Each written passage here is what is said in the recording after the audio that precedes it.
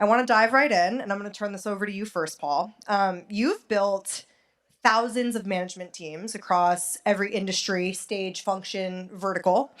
But in your experience, what makes a founder great at hiring, and what separates those who excel at building transformational teams from those who struggle? Tricky one. There's a lot there. I'm going to try to somehow weave in whatever questions I get a narrative around a story because I think you'll learn more from that than you actually do with some nuggets. So I'm going to answer the question first thing. I'm going to try to squeak something in. When I'm thinking about what makes a founder great, and I'm at a stage and age in my career now where I'm coaching lots of young founders. I was once the young guy in the industry, looking up to the guys trying to retain some wisdom, and now coaching lots of young founders in our industry.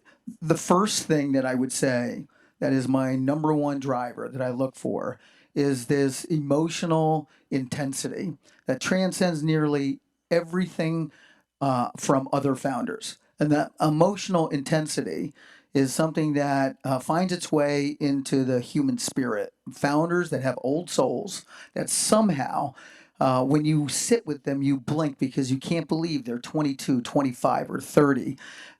And then the third one is, there's a phrase I tell people: your ego is not your amigo. Ego is the death of talent. And humility wins the day. Humility sells. People want to see a soul. The soul is representative in your company. Jack had what he called the 4 E's. I still use this. I'd encourage you to write it down or put it in your phone because today it's still the same thesis of which I judge talent and most of my operators, venture capitalists, private equity, and founders. And they are the following: energy, energize others, edge, and execution. So what have we learned? Your ego is not your amigo, and we must execute on the 4 E's.